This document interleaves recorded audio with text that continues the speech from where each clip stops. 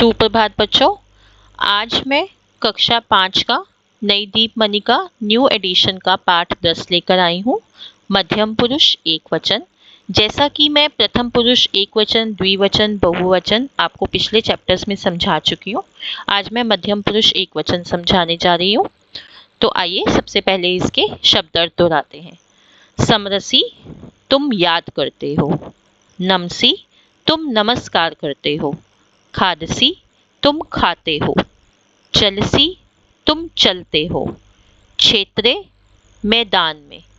धावसी, तुम दौड़ते हो। पिबसी, तुम पीते हो। शोभनः, अच्छा। असि, तुम हो। पत्रिकाम, पत्रिका को।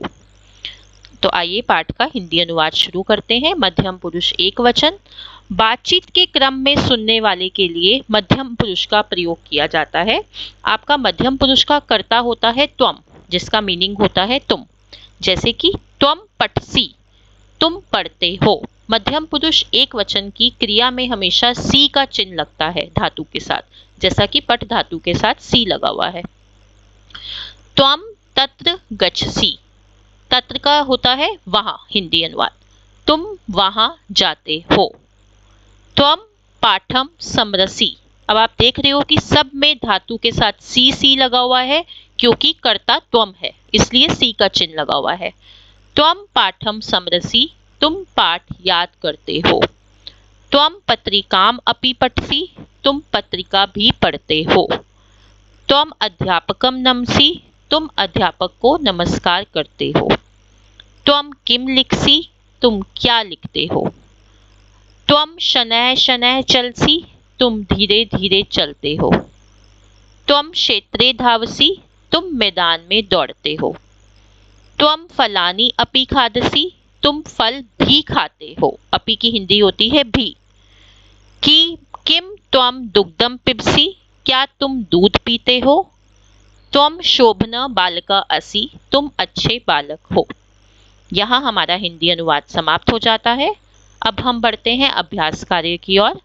प्रश्न 1 है शब्दान अर्थ है सह मिलयत। शनैः शनैः, धीरे धीरे। क्षेत्रे, मैदान में। तत्र, वहां। नमसि, नमस्कार करते हो। त्वम, तुम। शोभनः, अच्छा। प्रश्न 2 उचित पदय रिक्त स्थानानि पूरयत। अब देखो आपको 3 कर्ता दिए हुए हैं, त्वम, सह, ते। अब आपको देखना है कि जो हमारा क्रिया के साथ चिन्ह लगा हुआ है उसके अकॉर्डिंग आप कर्ता लगाओगे। जैसे कि पहले है लिखसी। अब लिखसी के साथ मैंने अभी बताया पाठ में आपको त्वम लगता है, तुम लिखते हो, तो यहाँ पे त्वम हो गया। अब अगला है खादंती। खादंती आपका बहुवचन का क्रिया है, तो क्या लगेगा, सह तउ ते होता है ना, ते, वे सब खाते हैं। डैश पठंती, अब पठंती में भी सेम ते आएगा, वे सब पढ़ते हैं।